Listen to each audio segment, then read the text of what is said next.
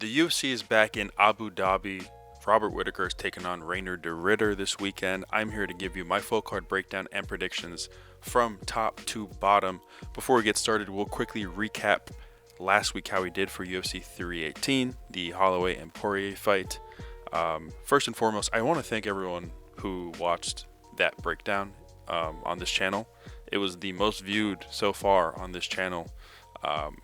I feel like I've gotten so many views on TikTok, like hundreds of thousands, but something about getting that many views on YouTube really hit something in my chest. So I really appreciate everyone who has watched that video, who has subscribed after that. And like I said, just going to keep growing this channel as much as possible. The goal is 1K, and then I'll do another giveaway. Did one at 500 subscribers, so that's the plan. But anyways, UFC 318, we went 9-5 in the predictions. We started off pretty damn well. Obviously, there were a lot of juice lines, but we still hit a few dogs. Early prelims went 4-1, only lost the Prochniel one, where I thought it was a red flag fight.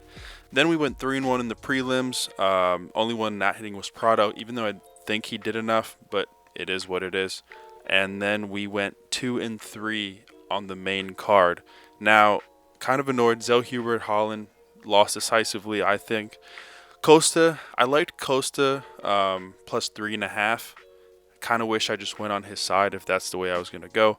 And then we hit, obviously, Holloway by decision. But aside from this, I mean, cycles, what can I say? Between Salty and I, my capper, on the Discord, we've hit 3 straight cycles. 1 per the last 3 cards. Who else is doing that? I mean, it was like plus 8,000 or something insane like that. But in terms of predictions, like I said, didn't do too bad. Kind of wish I did a little better than I did, to be honest. 9-5 isn't the greatest.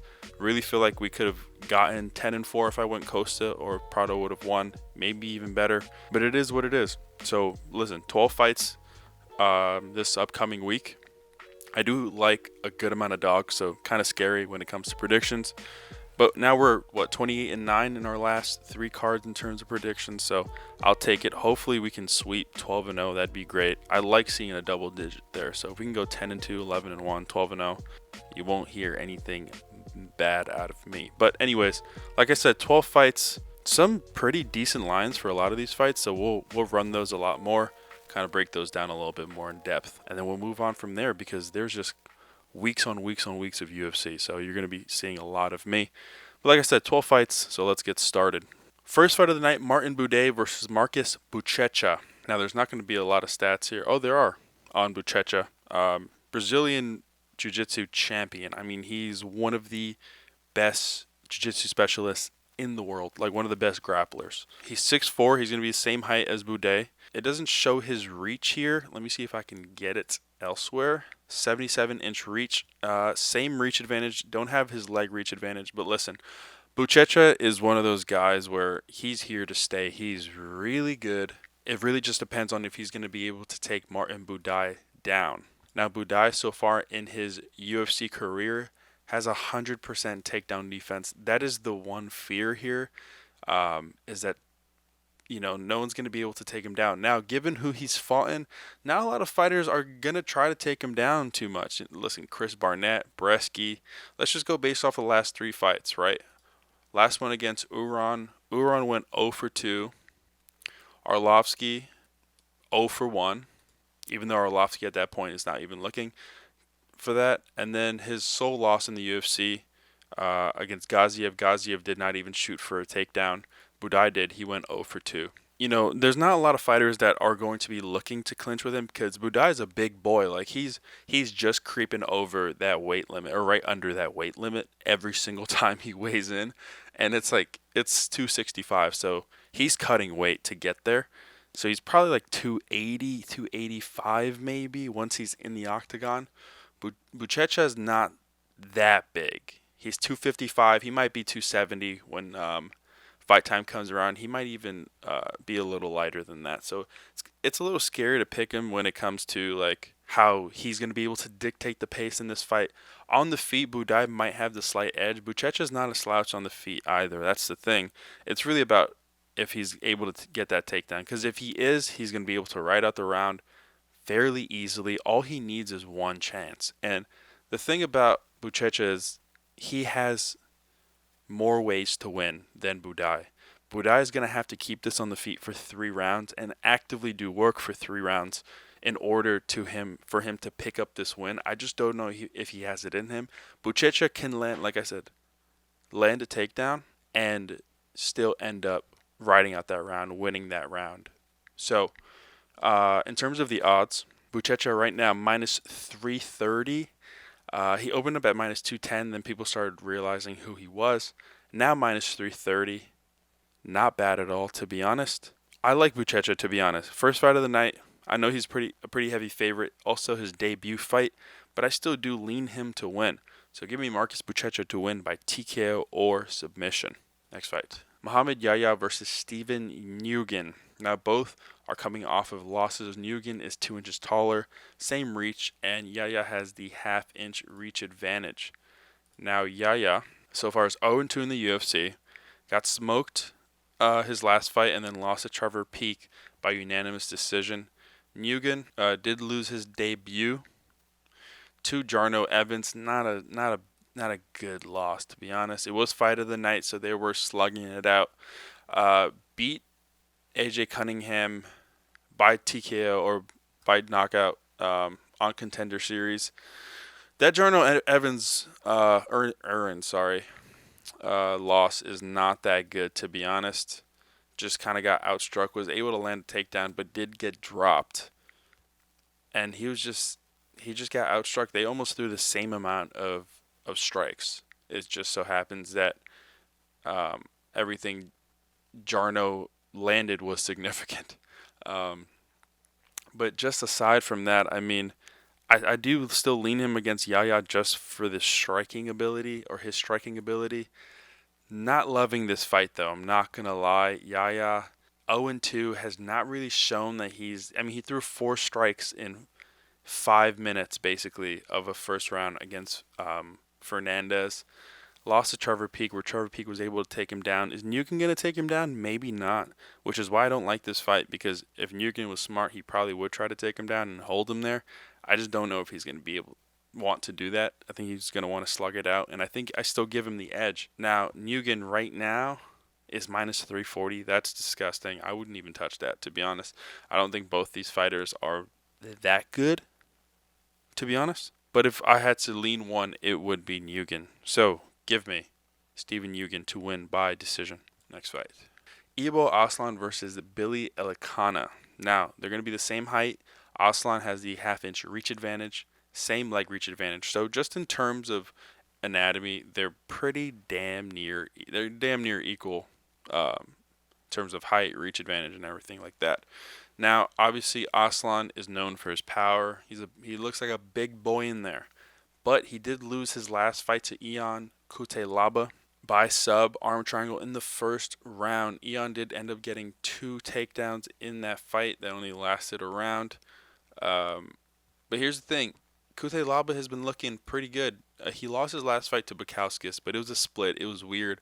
We were on Bukowskis' side there, and even I was like, damn, he might have lost that fight. So, not mad, obviously, with the result because we had Bukowskis, but has been looking good. Before that, had 2 wins, one against Ivan Arslan, and then Ibo Aslan had won 3 of his last 4 as well. So, listen, he's been mixing it up really well. Now, Elekana lost his debut, which was on short notice, to Guskov, a weight above, I believe, or same weight. It was weird. It was like what do you call it? It was short notice, but he wasn't fully himself there, because before the UFC, he was 7-1. He was 2-0 in the LFA and 2-0 in PFL. Some decision wins, a TKO before right after that. Really good. Like, usually long range, he's going to use his kicks, going to use his range. Now, on the feet, no doubt, Aslan does have that power to win. Elekana might be able to mix it up a little more. I just don't know if he takes the Cutelaba route of just trying to pressure forward, trying to take him down. Because if you do that against Ibo Aslan, he doesn't really know how to use all of his power, even on his back foot. He's kind of the one trying to press forward most of the time. And I think he was just trying to not get tired against someone like Cutelaba.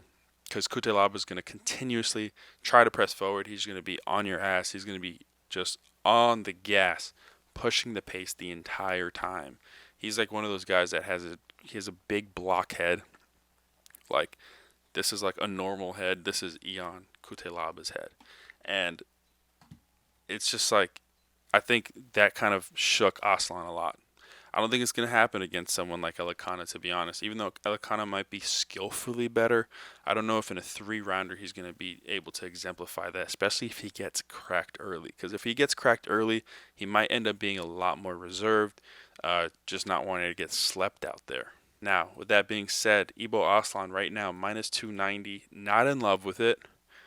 Not in love with it. Some money coming in on Aslan, not in love with it, but I still do think he wins, although it's a red flag fight for me. I do think he wins, and I think he kind of has to finish him, or at least present something scary enough that Elekana kind of gets that, he earns that respect, and Elekana's like, fuck that, I'd rather just not get knocked out. I don't care if I lose this fight. But with that being said, I still think Aslan's going to be able to pick up that TKO win. So give me Ibo Aslan to win by knockout or TKO. Now, next fight. Amanda Ribas versus Tabatha Ricci. Now, it's always weird trying to predict Ribas fights because she bounces around between 2 weight classes, which is very annoying on my part doing this because you don't really know what type of Ribas are you getting. You only kind of know what weight she's fighting at maybe a month or 2 before the fight actually happens. And then you have to try to watch fights based off those opponents on that specific weight class, and it's annoying. It's so annoying. But regardless, Ribas 12-6, Ricci 11-3. Both are on losing streaks or have lost their last fight. Ribas is 3 inches taller, 5-inch reach advantage, and an inch leg reach advantage. Now those are all very beneficial for what Ribas is going to have to do in this fight to win. Just in terms of, she's a striker. She's going to want to keep it on the feet. Ricci is the exact opposite of that. I kind of said Nicole Cagliari reminds me of Ricci because she's just looking to take her down.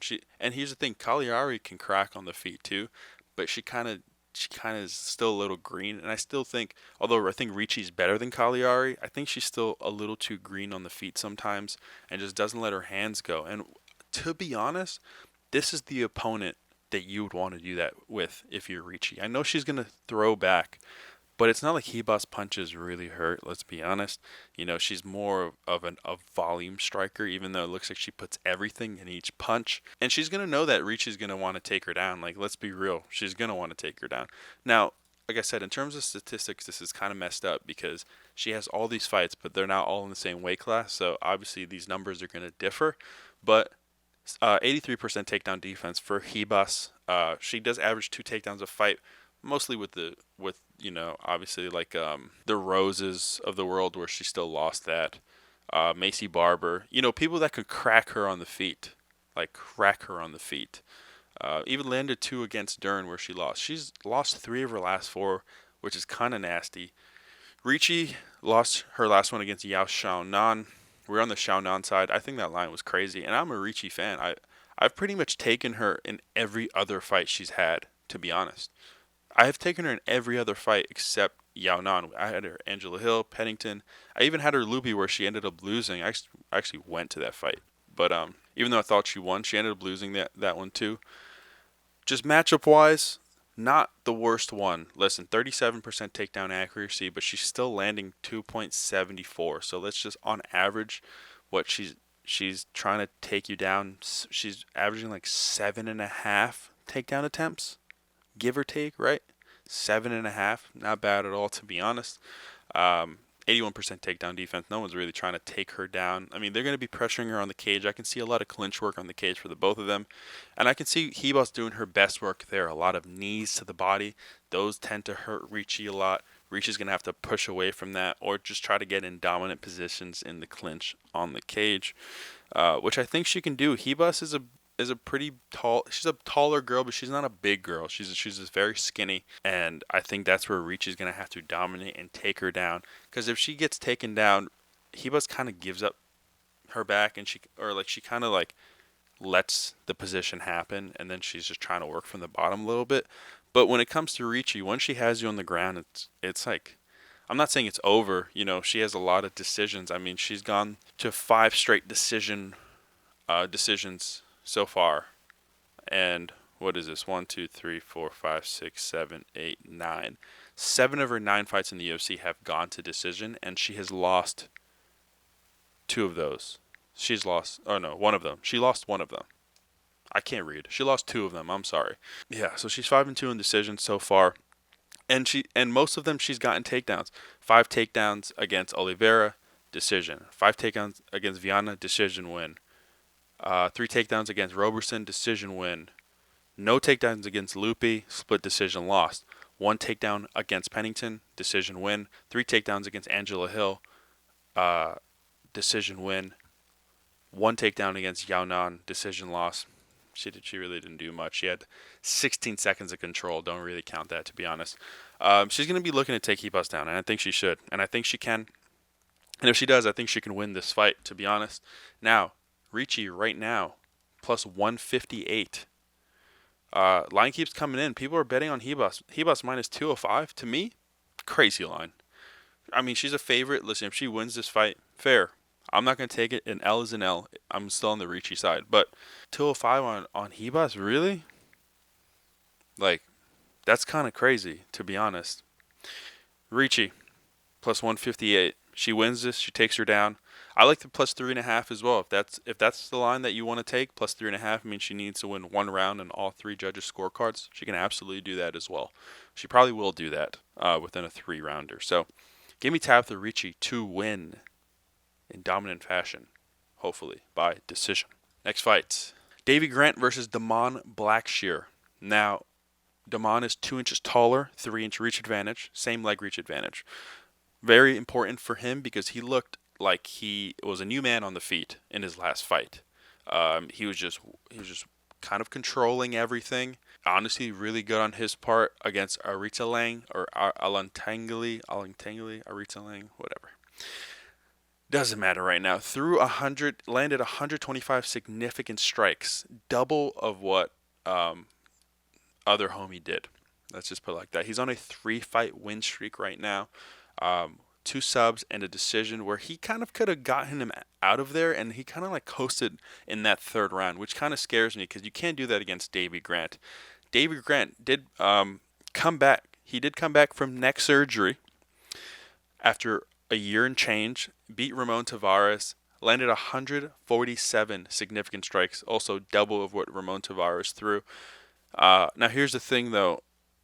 I did fade Davey Grant in that fight. I'm like, neck surgery or whatever. Like, he smoked. Ramon Tavares hits hard. He's going to put him away. Ended up losing that fight pretty decisively. Now, if Blackshear didn't show me what he showed me in the last fight, I'd be pretty scared for him because he would be relying on the takedown. Davey Grant, 61% takedown defense, not great. He's been in the UFC since 2013. Well, we'll say 2016 because he wasn't really active after that. But still, 61% takedown defense is trash. Aslan took him down 5 times. Daniel Marcos took him down once. Chito took him down twice. I mean, just in all recent memories. So, Damon Blackshear will be looking to get that takedown regardless. Lands 1.5 roughly takedowns a fight. He probably averages like a little under 4 takedown attempts a fight. Hasn't really looked to do that much, but aside from his last fight, 2 subs and no takedowns, which is so crazy.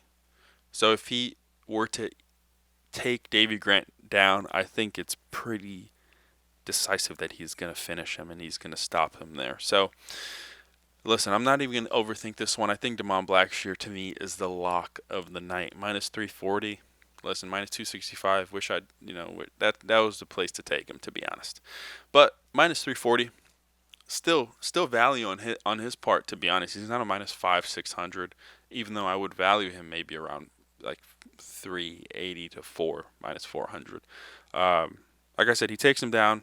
If Davey Grant is tough, though, doesn't get finished like that, so might be able to stay within those 3 rounds. I just think it's going to be an all-around domination by Damon Blackshear.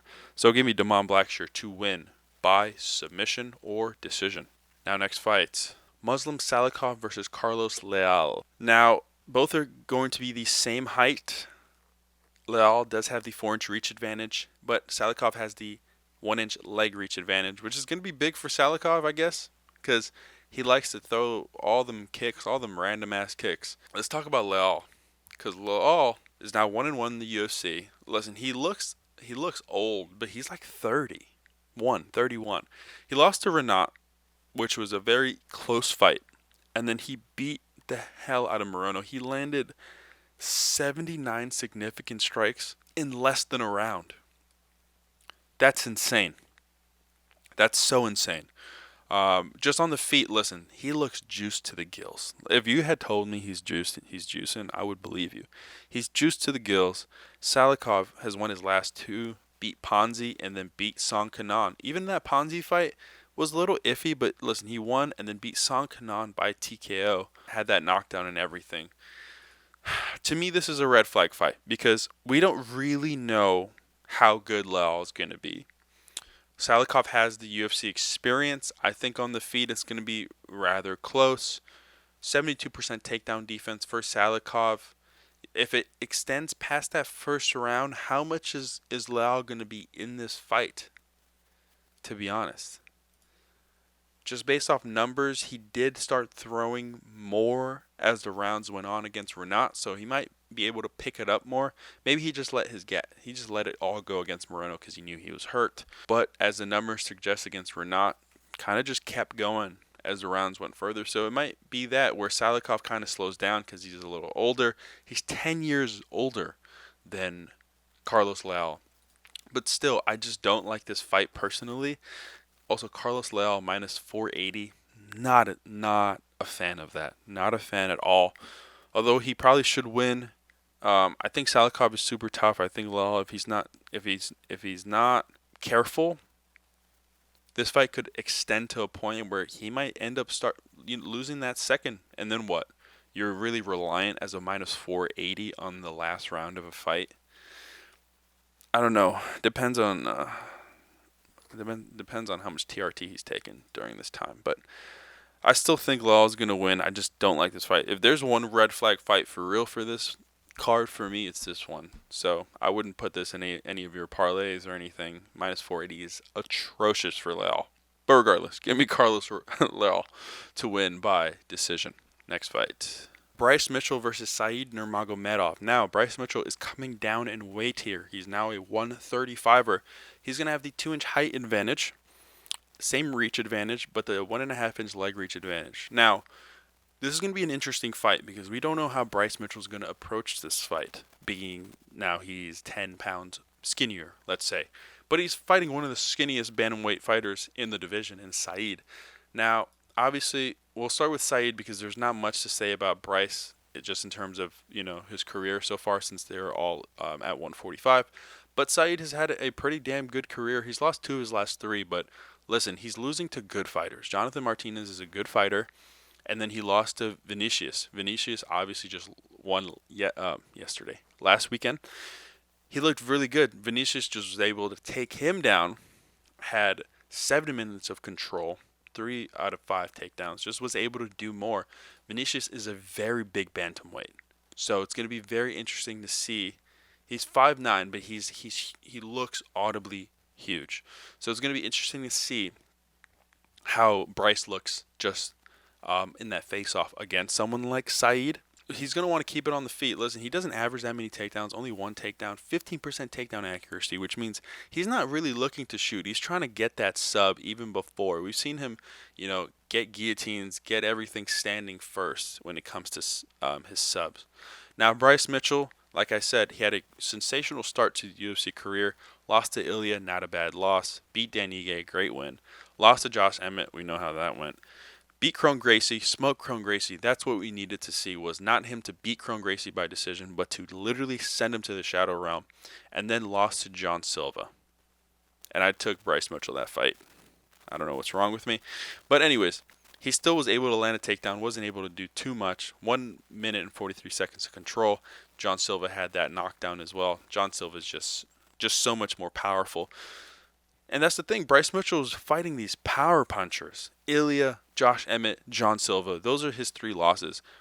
All 3 of those dudes can punch the hell out of you. Now, 36% takedown accuracy, but still lands 3.27 takedowns, which means he's averaging damn near 8 and change almost takedowns a fight. He's going to be able to take Saeed down. It's just a matter of what he's able to do there to win. Now on the feet, it's going to be close. I think Saeed could maybe even win the exchanges on the feet just based off precision. Interesting to see how Bryce Mitchell's power translates to this division. But I still lean Bryce Mitchell just slightly. Now, Bryce Mitchell is minus 132. Slight favorite for his debut in this weight class is scary, but I'm going to trust that he gets the takedowns. My other fear is Abu Dhabi. This is going to go to the decision, and if it's a split decision, I don't know which way it's going to go. But I'm going to lean Bryce Mitchell. I think he's going to be able to do enough on the ground, enough control time, and win this fight decisively, hopefully, but probably a split decision. But give me Bryce Mitchell to win by decision. All right, main card. Nikita Krylov versus Bogdan Guskov. Now, both are going to be the same height. Krylov has the 1.5-inch reach advantage and the 3.5-inch leg reach advantage. Now, that's all going to be great, especially, on the feet. I guess it's going to be great. He's going to be able to just kind of keep it at his own pace, at his own distance. Guskov, still, I forgot what the saying is, but it's like, we still don't really know too much about Guskov. He's 3-1 in the UFC, lost to Ozdemir in his first fight, kind of just blew his load early, and Ozdemir was like, I'm still the vet here, bitch. I'm going to still, show you what it's about. Then, beat Zach Pauga, Ryan Spann, and Billy Elekana all by finish within the first 2 rounds of the fight. Now, Krylov lost his last fight to Dominic Reyes, lost in the first 2 minutes. Dominic Reyes was on a resurgence. But before that, won 3 straight in all 3 ways you can win. Beat Gustafsson by TKO, Ozdemir by decision, Ryan Spann by triangle choke. Now, he took Ozdemir down 7 times, 9 minutes of control in a 15-minute fight. That is 60%. 60% of this fight was Krylov on top of him, just like I'm on your ass. He landed 171 total strikes, but only 57 were significant. That's disgusting. He attempted 20 takedowns in that fight. He's the one who damn near brought Ozdemir's takedown defense to 80%, because it was probably like 83 before that. Now, Guskov, 57% takedown defense. 3 of the 4 fighters that he has faced have been able to take him down. Elekana had 3 minutes and 40 seconds of control time. Ryan Spann had 3 minutes and 30 seconds of control time. And Ozdemir had only 1:23 because he finished him by a rear naked choke. Pauga wasn't able to do that because that's not Pauga's game. Pauga is also not in the UFC anymore, and if he is, he shouldn't be. So if it gets to the ground, scary. We've seen him give up his back before. He kind of looks like a fish out of water when he gets there. Kind of needs, if it happens towards the end of the round, wouldn't be as scared. Now, if it stays on the feet, Krylov's chin, it's a little scary right now. It's a little scary. I'm not gonna lie. I'm not trusting his chin too much. So if it stays on the feet, I think Guskov has a great chance. Listen, he has the combinations. He has the power on the feet. I think he could crack Krylov. I don't know. At this point, I don't know if Krylov has it in him. They're pretty much the same age. Krylov right now minus 196. Not in love with it. Guskov plus 152.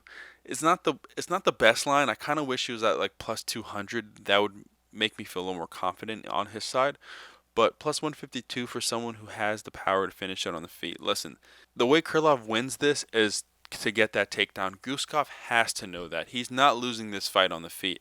He has to know that he will lose this fight if he gets taken down, because even the way he tries to get up, he gives up his back entirely. It's like the worst thing ever. It's like so frustrating to watch. But regardless, I don't mind taking a dog shot here. Guskov could win by decision if it stays on the feet. If he stuffs enough takedowns early in the fight, Krylov gets tired, isn't able to shoot, as strongly as he was earlier in the fight. Guskov can keep this on the feet and just end up winning this fight. So give me Bogdan Guskov as an underdog to win by TKO or decision. Next fight. Almabayev versus Jose Ochoa. Now, Almabayev is coming off of a loss. He was supposed to fight Temerov, which would have been I wouldn't say a much tougher fight, but it would have been a tough fight. But Jose Ochoa just won a few weeks ago. He's coming in on short notice, looking to whoop some ass. He won his last fight. He's 3 inches taller, 2-inch reach advantage, 2-inch leg reach advantage, which is perfect for him because he's going to want to keep this on the feet. He is so dangerous on the feet. It's insane. Jose Ochoa has 2 fights in the UFC. Lost to Loner Kavanagh, came in on short notice, I believe. Very even fight, lost by unanimous decision. People could have seen it go either way, but I think Loner got the best of him. And then just all onslaught murder against Cody Durden. Murder. Now, Almabayev was 4-0 in the UFC. Beat some decent opponents, Ode Osborne, CJ Vergara, Jose Johnson, Mateus Nicolau. And he was just slowly moving up in competition. And then he fought Manel Kape. Now, Manel Kape did end up TKOing him, but it was weird. He had like a eye poke, and it was like kind of weird. But Manel Kape was still getting the better of the exchanges on the feet. It was not close. He was the one. He's so much quicker than him. Jose Ochoa might not be as fast as Manel Kape, but he's, I would say, just as powerful. I think that maybe his leg kicks are quicker. His hand speed might not be that quick, but his leg speed is. His leg kicks are going to be strong. Now, my fear is that Mr. Jose Ochoa cannot stuff a takedown. Cody Durden took him down twice. Only a minute and 42 seconds of control.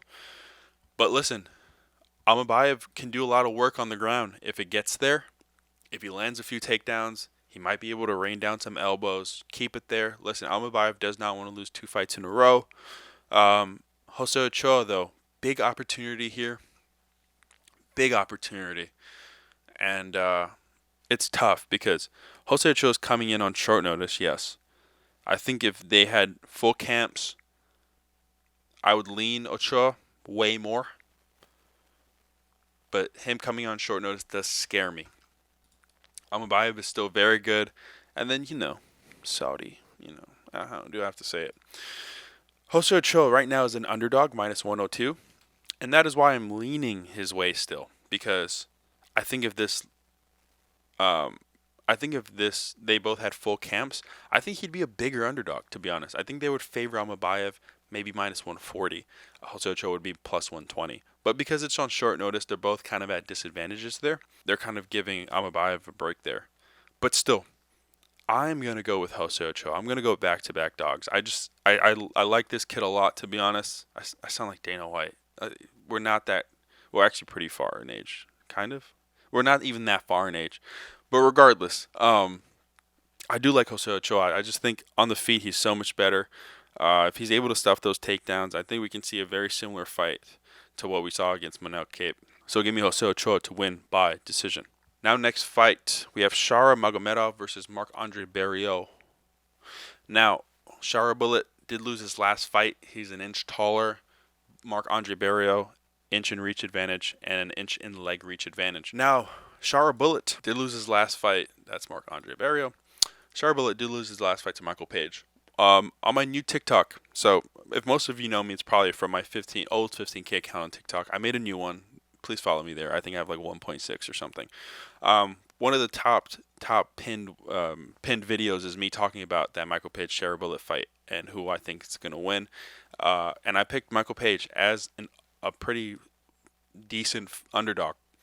And he ended up beating Sharabutdin pretty decisively. He had no answers for him. He also has one eye. I just can't be on. It's hard to be on someone who only has one eye. It's like, I'm sorry, but you're at a disadvantage already. Now, Marc-Andre Barriault won his last fight against Bruno Silva. Just absolute murder. Lost his last 3 prior to that. 2 TKOs in the first round and then a split decision against Chris Curtis, where Chris Curtis did get the best of him, but they're pretty even when you were watching that fight. Power puncher through and through.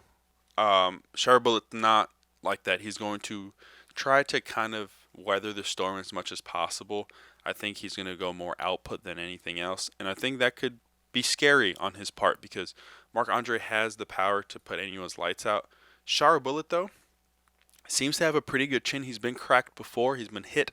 Never really hurt, though. There's a difference between getting cracked and getting hurt. So if he's able to take Mark's early punches, I think this fight is pretty much his, even if he ends up not finishing him and just winning a decision. Now, Sharabutdin, minus 700. Don't do that. Just don't do that to yourself. I mean, disgusting price. Disgusting price. Try to take a double chance. Maybe him TKO decision might be minus 400 if you're lucky. It's the only way he'll win. He's not going to sub him. So, not a fight I'm looking forward to be honest. Kind of boring, especially for the third to last fight on this card. I think there's plenty of fights. I'd rather put Bryce Mitchell and Saeed over that fight, to be honest. I'd rather put Blackshear, Davey Grant. I'm probably more excited for Ribas Ricci. I'm not going to lie to you than this fight. But minus 700 is nasty work. But I'm going to go with Sharabutdin. No need to even sugarcoat it. There's two better fights after this. So give me Sharabutdin to win by TKO or decision. Next fight, Petr Yan versus Marcus McGhee. Woo! Now, Marcus McGhee is an inch taller. 2-inch reach advantage. Same leg reach advantage. Scary. Scary for Petr Yan. Scary, scary, scary, scary, scary. And I'm a big Petr Yan fan. This is scary. Petr Yan is on a 2-fight win streak now. Thank God. Thank God. Lost his previous 3. Split to Aljo, questionable. Split to Suga, questionable, even more questionable. Lost to Merab. It's Merab. You can't be mad at that. Beat Song Yadong very decisively. Beat Figgy early, close early, just started dominating him as the rounds went on. Now, Marcus McGhee has not lost a UFC fight. He's 4-0, 3 finishes. His last one, unanimous decision to Jonathan Martinez. Just was able to do a lot in that first round, then started getting his legs absolutely thrashed going into that second round, and then Jonathan Martinez just didn't do it enough. He could have finished Marcus McGhee. We were on the McGhee side. And I was there like, Jonathan Martinez, please stop kicking this goddamn leg. Please, please, please stop. Just stop. Just stop. He was close to really getting him out of there, which I was terrified of. But still, Marcus McGhee, just so much cleaner on the feet, just so much power as well. Just able to do a lot on the feet to just have you guessing a lot.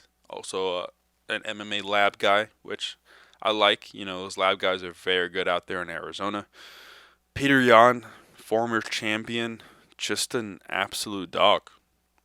Just an absolute dog on the feet. His boxing is so crisp. Does get hit, but just his stance. Presses forward very well. Has one of the best chins in the UFC. Now, this is where what I'm scared of here.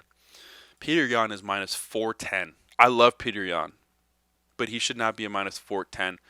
This is a scary fight for him. Marcus McGhee is very good on the feet, especially on the feet. If you're not planning to take him down, he has 100% takedown defense. Obviously, look at who he's fighting. He fought JP Buys. But that doesn't indicate that he's not ready for a Petr Yan. And that's what I'm afraid of, because he's absolutely ready for a Petr Yan. Absolutely. Especially Petr Yan at this point of his career. Maybe if they fought when he kneed Aljo by accident, probably would have beat the hell out of him.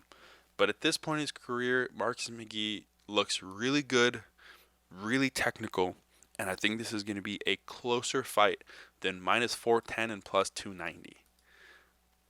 Don't be surprised. Don't be surprised if this is very close and you're just shaking at the end, waiting for that decision. But I'm still going to lean with the former champ. I think that he's going to watch that Jonathan Martinez fight. He's going to be looking to leg kick him as much as possible. He's going to have Marcus McGhee thinking of that, thinking of those calf kicks. And then that's when he starts getting his boxing, just unloading all of that. I'm going to lean him, probably a little biased, but I'm telling you right now, I don't like that price. That is a disgusting price, maybe even way after the first. Might be minus 130 if he loses that first round, which he very much might.